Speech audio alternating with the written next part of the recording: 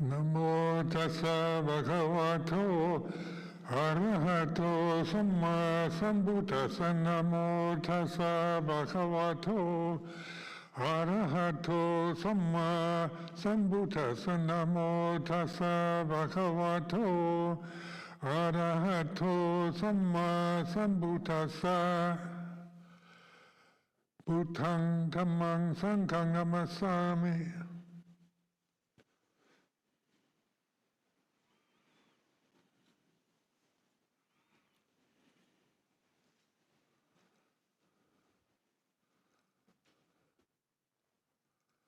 So this afternoon, I've been invited to give reflection on this very important day in the history of Buddhism, the Visākha Puja Day. On a full moon of May, this is May 26, 2021, and this is one of the most important festival days in this particular tradition, Theravada Buddhism, when we celebrate the birth of the Lord Buddha, the enlightenment, and the passing away, the death of the historical Buddha. So these are events that bring us to this opportunity to celebrate between birth and death, enlightenment, because this is an opportunity that we all share.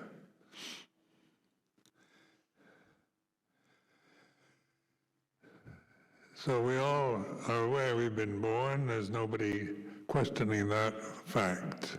The bodies here have all been born and reached a certain age. In the future, they all die. And so this is just the natural sequence of life, birth and death, beginning and end, that we tend to identify with. We tend to identify strongly with birthdays, and when somebody dies in reference points on tombstones and so forth. In England, you always record the birth date and the death date. And so these are things that we take for granted. The experience that we have now is conscious awareness within the forms that will eventually die. So this is a celebration of this opportunity that we have, and particularly the Buddha pointed this out so very clearly when he was alive in India 2,564 years ago. Enlightenment is available to every one of us to see the truth, break through the illusions of identity with the birth and death sequences of the forms that we tend to assume are what we are. So like the ego, the sense of a separate self is based on this strong identity and belief that one is a physical body. Because that does seem rather obvious that when we think about, when we use thought, we've been culturally attuned to the belief that we are these mortal forms, and we don't question it. We tend to operate from that assumption. So we identify with our gender, whether male or female, we identify with the age, whether we're a child, an infant, teenager, young person, middle-aged, old. We identify the age of the body. And so this identity seems to cement this fixed view, confirm this view that one really is a conditioned phenomenon, and that, we are bound in this limited form for a lifetime from birth until the day we die. So the Buddha's teaching is an investigation. Is this ultimately true? Is this something that we can just accept totally on what we've been told since we were children, what our culture, what the society, whatever it may be, whether it's European, Asian, or wherever, believe in the mortal forms, in this strong identity, fixed identity with birth, with the age, with the gender, and the eventual death of the forms, disappearance of the forms. So when the Buddha, when we celebrate the enlightenment of the Buddha, because Buddha wasn't born Buddha. He was born a prince, Siddhartha. He was given a name as an infant in India, Siddhartha. So that was part of the cultural conditioning of India at that time in his particular social milieu. But then we celebrate the birth of the Buddha, but that's more or less a way of speaking. Because Buddha isn't about being born. It's not about death either. It's about awakening to ultimate reality, to Dhamma, to the Deathless.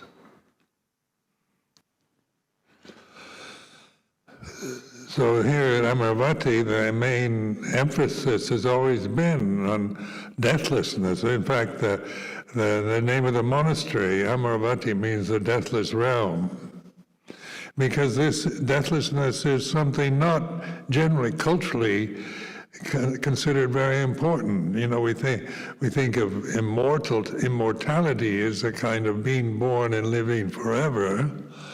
That's one view of the immortal, the gods on Mount Olympus or whatever are, have a beginning, but they live for eternity.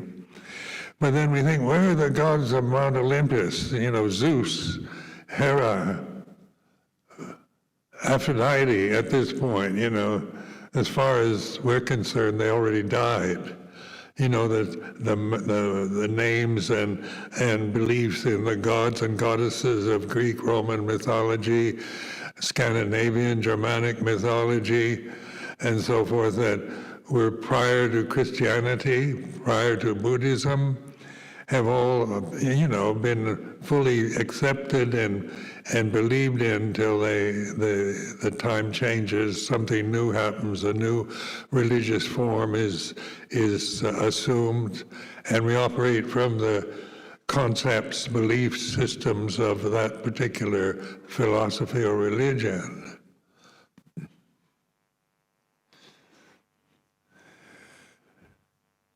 So in enlightenment, this is the great thing, this is what we really celebrate on Visākha Puja. This ability, this opportunity that we all have to realize Dhamma before the physical forms that we identify with cease, before they die.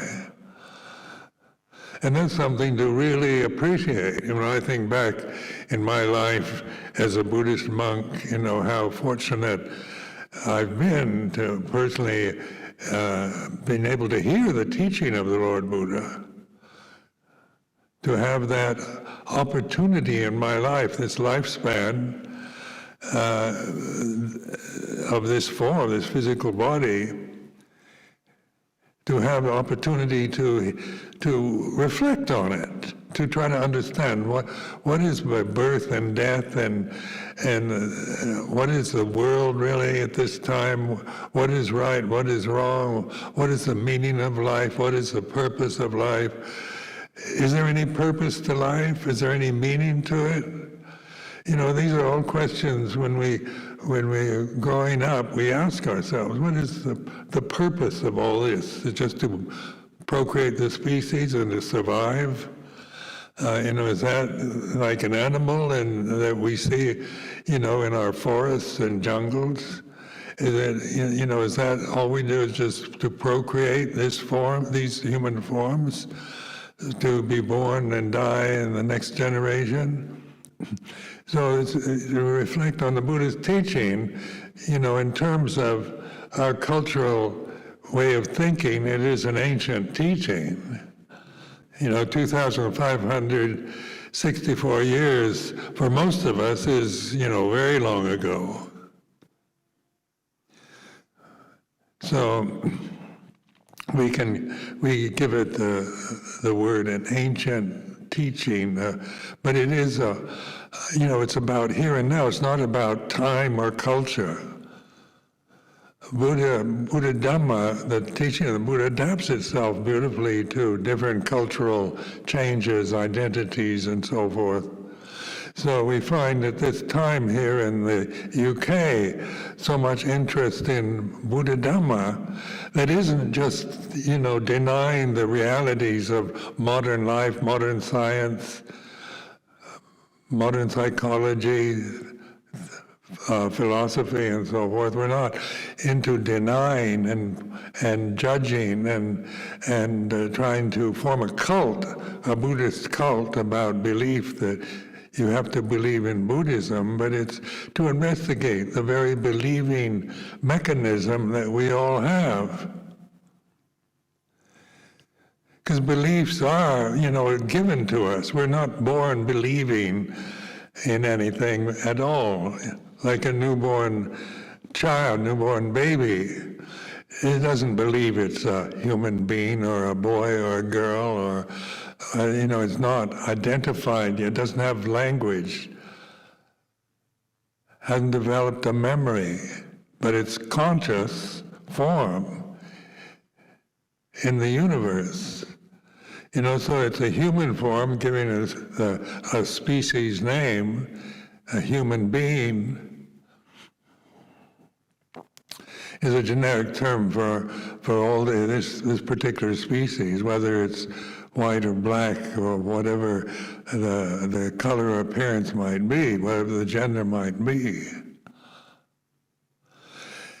And it's this form that we also respect in terms of the Buddha Rupa, the figure of the Lord Buddha that's behind me at this moment in the temple. Beautiful icon of enlightened awareness of the human form awakened to reality. It's not a golden image to worship and believe it has magic powers, even though we can project. If we just believe in Buddha as some kind of myth or some kind of cultural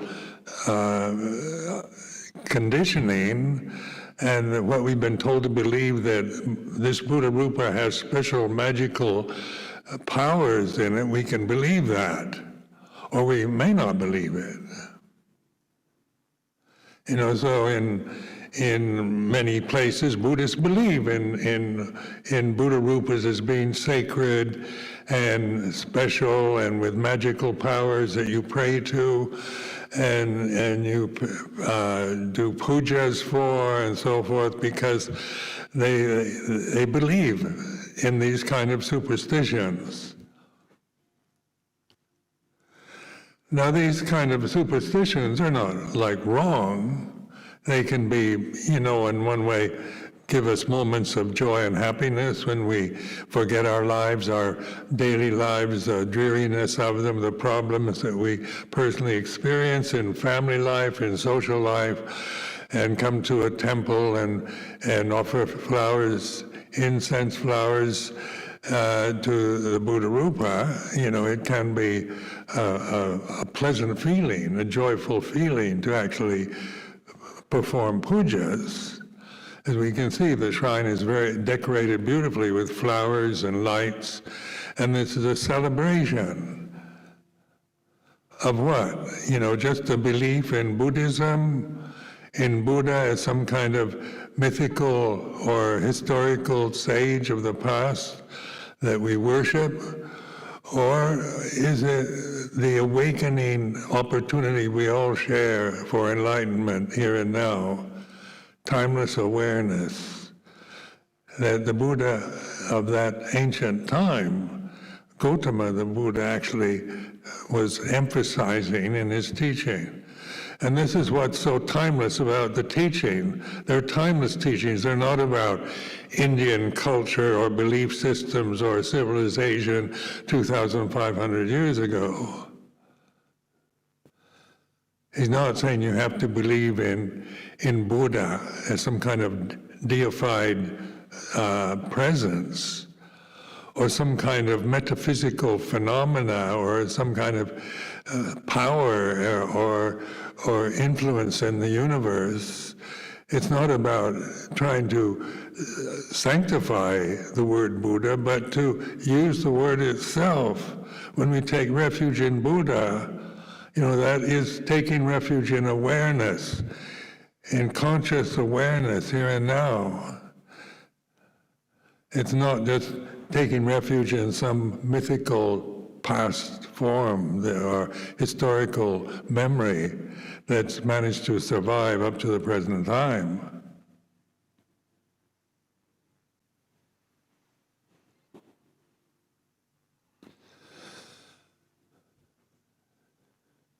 So Amaravati, the name of the Buddha Rupa behind me, was given, the name itself was given by the late Sanghaраja of Thailand, Somdet Nyana-Sangwan, the Sanghaраja of Thailand, who passed away several years ago. We asked him when we were having this Buddha caste in Thailand, we went to the Sanghaраja in Wat Bhawan and asked him to give it a name, so he called it Buddha Dhammajaka Amaravati.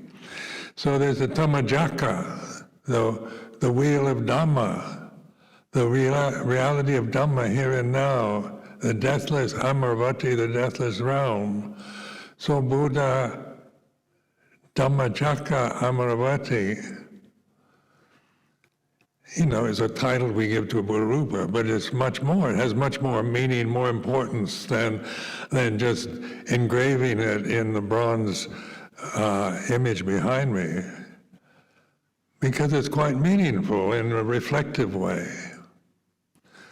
Buddha, the word Buddha is a very powerful word, because when we see a Buddha Rupa, what is your first reaction to it? What does it mean to you when you bow 3 times coming into the temple and in front of the image of the Buddha, and bow 3 times to Buddha, Dhamma, Sangha? It's ceremony, yes. It's tradition. It's form. And then we can believe that forms aren't necessary. So modern takes on Buddha Dhamma in the West especially, and believe you don't need Buddha Rupas or pujas or chanting, the whole kind of, because the Buddha taught awakened awareness here and now. That's all that you need. And that's true. That's all you need. As Luang Por Sumedho once told me, true but not right, right but not true. It's a conundrum. You don't need Buddha Rupas or temples or Pali words, Buddha, Dhamma, Sangha. You don't need that. That's not, sine qua non, condition sine qua non. It's about how to use forms, not just deny them and take a view that they're totally irrelevant or unnecessary for enlightenment, because that's another belief. We form our opinions about, what we believe in. If we think that the Buddhists said all conditions are impermanent, we can take a view that all conditions are something we should just reject and just abide in awareness, which is true but not right, right but not true. So this conundrum is a reflective one, because it's not logical. True and right are intellectual terms. What's right, what's true. These are thoughts, these are words in the English language, and we tend to believe logically that if it's true, it's right, and if it's right, it's true. So rightness becomes true, and true becomes right. But then in terms of a conundrum or a koan or a questioning way to get beyond the intellectual assumptions that we operate from, we need these kind of mysteries, these questionable things that we consider, we reflect upon. That we're not just trying to figure out intellectually, according to our education and appreciation of reason and logic, but awakening to the reflective ability that we all have, that we wouldn't be alive, we'd have no form if we couldn't reflect on it. So forms are not to be despised or denied, but to learn how to use them, how to use this particular form, Theravada Buddhism, as we learned it, as we developed it in our lives with Luang Por Chah from that particular tradition in northeast Thailand. Because it's a very good form, a very good tradition, not to be believed in blindly, but to be reflected upon, to see how we use it. Do we use it wisely, or are we just part of a system of belief? So enlightenment is the wise reflection on the way things are.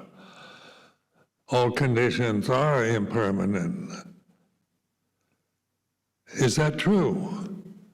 If you believe that's true, that's a belief system, because it's in the scriptures, it's the Buddha's teaching, so we can believe it. But belief isn't enough. It's to investigate, like in bhavana or meditation.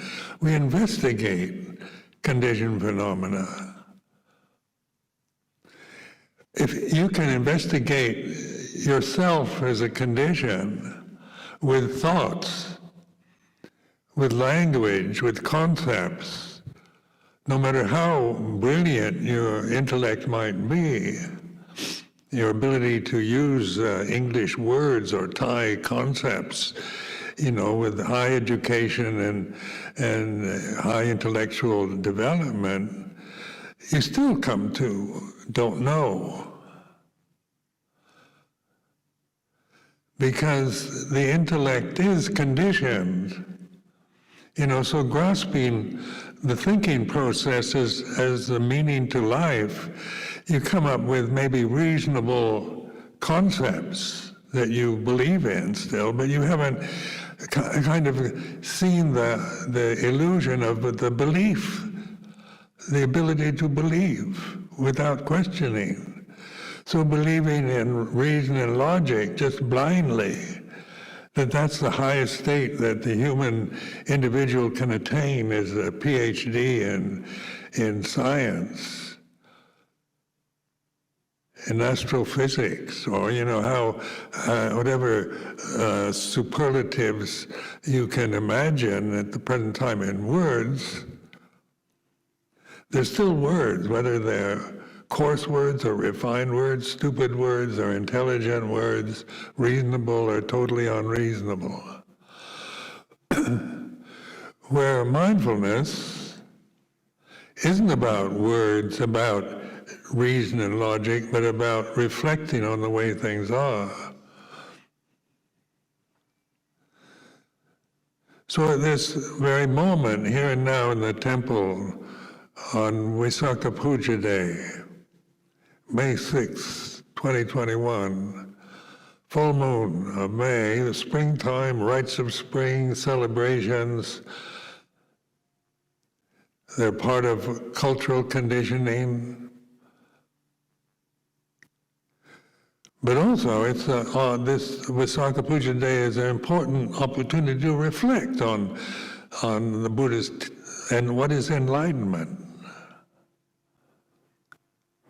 is that we celebrate the enlightenment of Gautama the Buddha 2,564 years ago is fair enough. I'm not against that. That's worth celebrating. But to bring it into the actual Dhamma practice that the Buddha emphasized over and over again in his scriptural teachings in the suttas wasn't about intellectual beliefs or reason or logic, but about insight, knowing reality, awakening out of the illusions that we've been conditioned with through our cultural conditioning, through our personal identity, strong personal identity with the physical forms that we experience at this present moment. These are questions. Are you really a physical body? And then on the cultural level, you say, yes, that's just me. When I have a passport with a photograph of my face on the passport, my mother told me I'm this physical form, and I was brought up. I went to school and educated to believe in that reality is about the material realm that we experience, what we see, hear, smell, taste, touch, and think. What we feel is our reality. This is the real world. But real world are two words. What do they mean? What is the real world at this moment? And this is a question to investigate, not to ask me to give you a definition of the real world, to get my opinion about what I think the real world is, but to awaken to the reality of here and now, awareness here and now.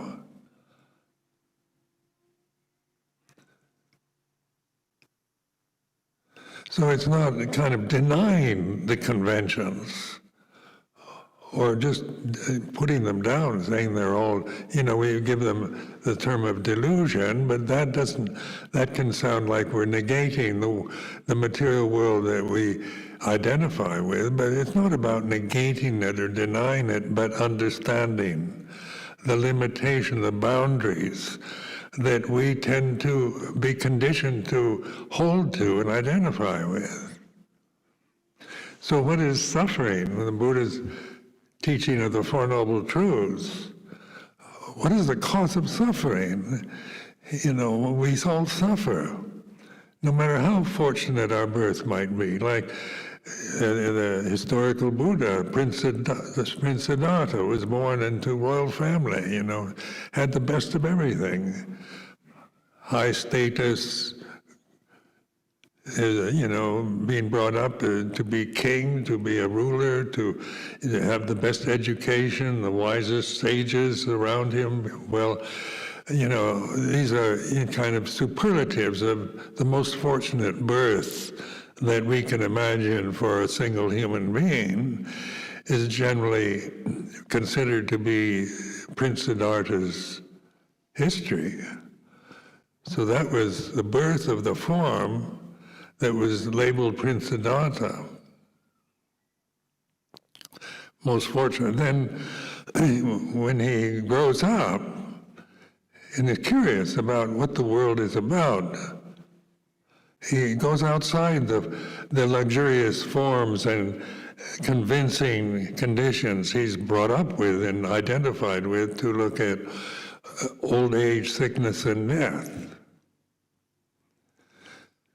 So in the traditional history of the Buddha, his father, King Suddhodana, didn't want Prince Siddhartha to see the aging process, this sick people or old people or dead people, because that isn't pleasant. That's suffering to see these four, what we call devadutas, or messengers. In Buddhism, we call them heavenly messengers. An old man, a sick man, a corpse, and an enlightened. The fourth Devadutta is a samana, a shaven-headed, ochre-robed samana sitting under a tree. So these are the story, the history that we accept as justified history. Why there's even, I've often considered, if science could prove there never was a Buddha, that it's all just a make-up story that's managed to survive 2,500 years. The teaching, the Four Noble Truths, still works to this present time. Even if you could prove that there was never any Prince Siddhartha, Gautama Buddha, there's all a myth, a story made up. The teaching of the Buddha, the Four Noble Truths, all conditions are impermanent, all Dhamma is not self, is work. When it's an invitation to investigate here and now reality.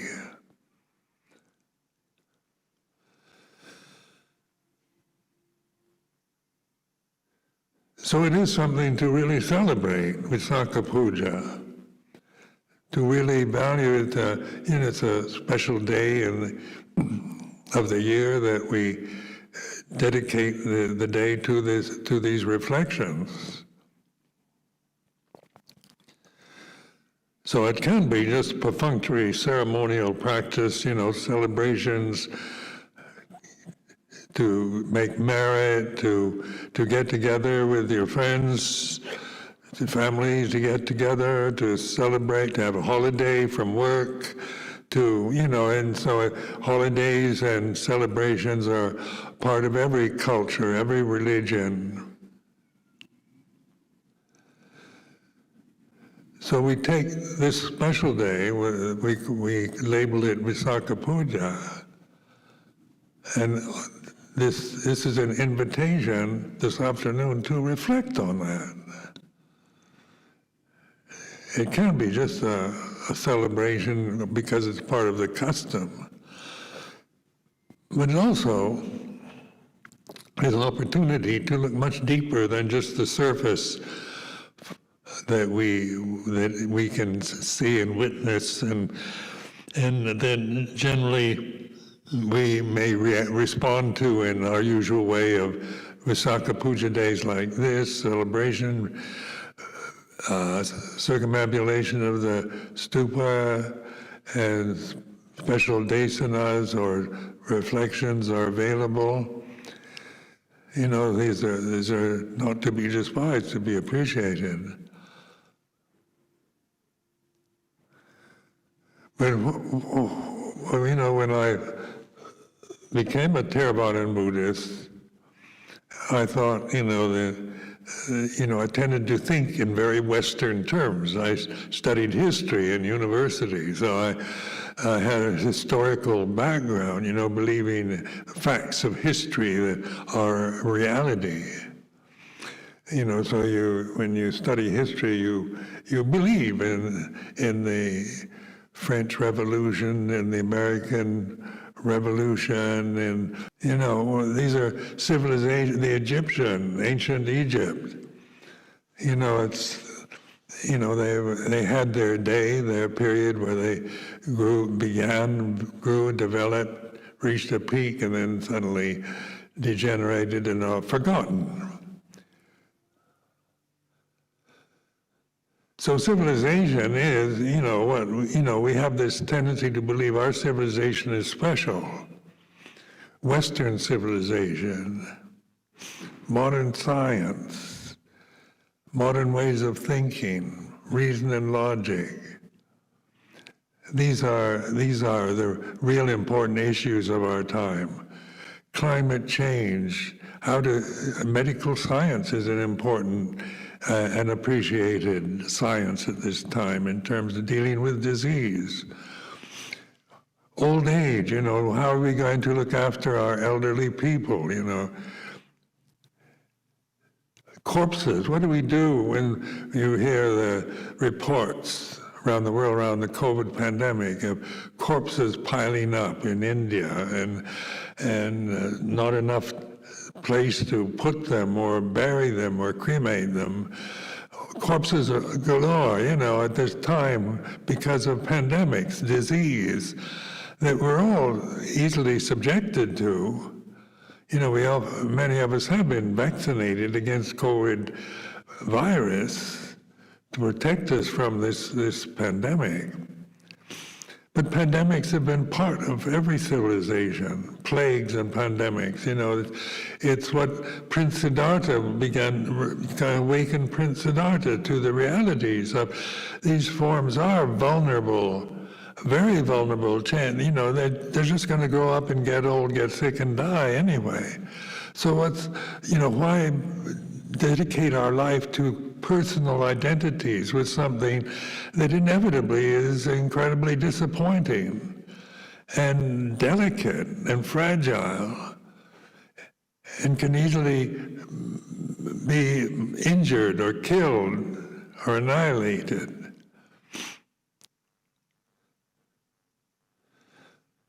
Is this what we're here for? To just procreate the species and survive as best we can?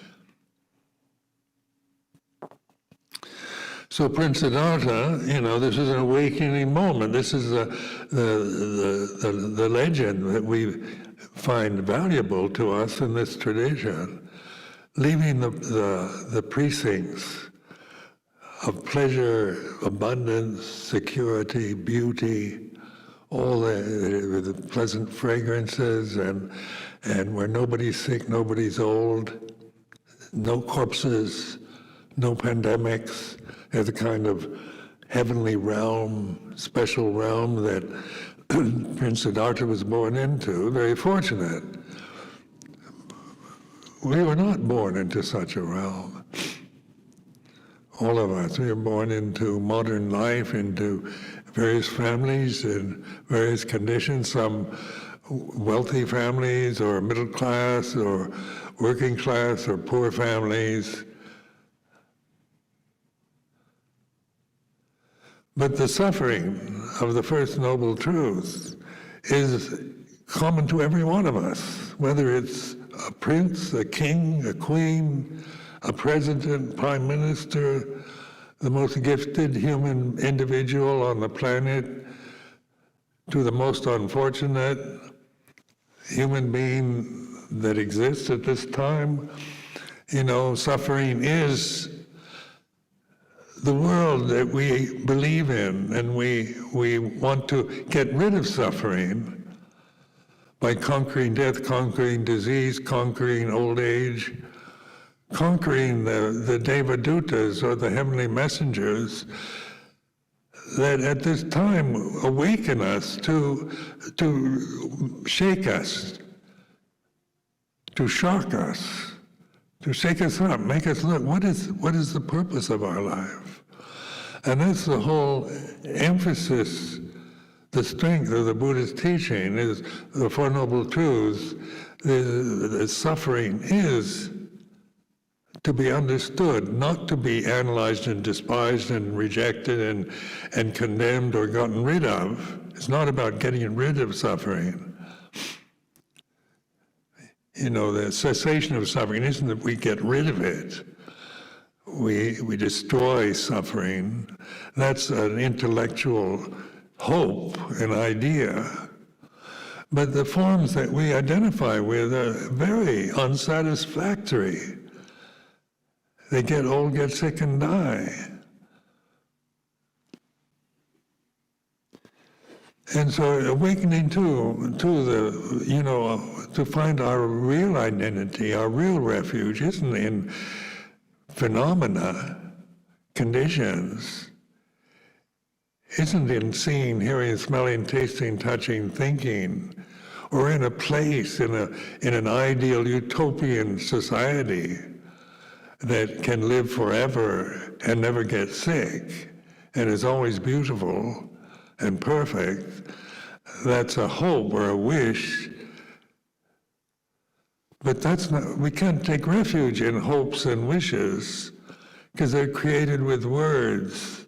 They're what you believe in or hope for. But what is the reality of here and now? It's consciousness, isn't it? You're all conscious.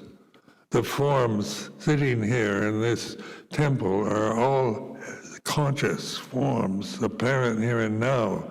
It's Dhamma here and now. Timeless awareness here and now is the ability to reflect on the present, on these noble truths, as we are encouraged to, first of all, understand suffering. And to understand suffering isn't to go to the library and try to find out what other people said about it, or try to get rid of it, but to use it, use the aging process that we experience, use the sickness, the infirmities, the COVID pandemic, as for reflection, by grasping, wanting to get rid of COVID-19 is a hope, trying to annihilate it so it never arises again on planet Earth. Is a hope or expectation that we might be grasping at this moment? Or is it just part of the natural flow of conditioned phenomena, the illusionary forms that were born, grow up, get sick, and cease and die? So Amaravati then is, the deathless realm, but the place is not about a place, not about a property in Hertfordshire. It's not about a monastery in England. Amaravati is awareness here and now. Deathless, timeless awareness, consciousness that we're experiencing at this very moment, which we can't see, can't hear, can't smell, can't taste, can't touch. But we know, isn't it? It's knowing. Consciousness, you know you're conscious. Consciousness is, instead of seeing it as your consciousness. And in the Buddha's teaching, consciousness is immeasurable. It's not limited, it's not confined, imprisoned in a human physical body that gets old, gets sick, and dies. It's not personal. To make consciousness personal, I have to think my consciousness, which separates me from you. Because the pronoun my consciousness, me and mine, makes my consciousness as some kind of personal identity, personal quality. And Dhamma is not self. Consciousness, what do you call it? Consciousness or Dhamma, Dhammakaya, whatever words, Sanskrit, Pali. It's about the reality of now rather than trying to find reality through practices of meditation, trying to get rid of suffering, trying to become enlightened as a person. Personalities can never be enlightened. Prince Siddhartha's personality wasn't enlightened. Prince Siddhartha awakened where he saw no personality is merely an illusion that we create about ourselves, about our forms, about our appearance.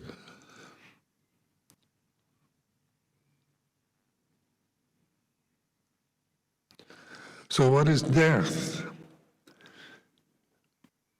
It's the end of a condition that was born, so death is taken personally, isn't it? Like, I'm going to die, we're all going to die. It can be very depressing because when we identify with with the aging forms that we're living in, that we're experiencing, they're going to die. Whether it's with COVID pandemic diseases or just old age, heart attacks, cancer. There's so many, we know it's inevitable. Death of the body is inevitable. But it's socially impolite to talk about it. It's not inspiring. It doesn't inspire. It's an issue you don't want to really think about, your own death. Because you're experiencing consciousness here and now as your reality, but you don't notice that. You're thinking about the appearance, the age, the gender, the form of the physical body all the time, in terms of what you think the real world is. It's not about material planet Earth or the sun and moon. Imagine what would happen to all life on planet Earth and the universe if the sun disappeared. It's a form in space. The sun is a condition, a phenomena, a beautiful phenomena that, if it suddenly crashed and went out, we'd all be dead, wouldn't we? So the sun is, in terms of the forms here, would be dead. Nothing could survive if there was no sun. But we take the sun for granted, and people, there are sun worshippers in primitive civilizations, or some civilizations that aren't so primitive. They worship the sun because it is a marvelous condition that we can actually see and experience its warmth. But we just take it for granted that it's, we think it's going to last forever. And at least during my lifetime, I don't expect it to disappear. I expect this body to die before the sun does. This is all thinking.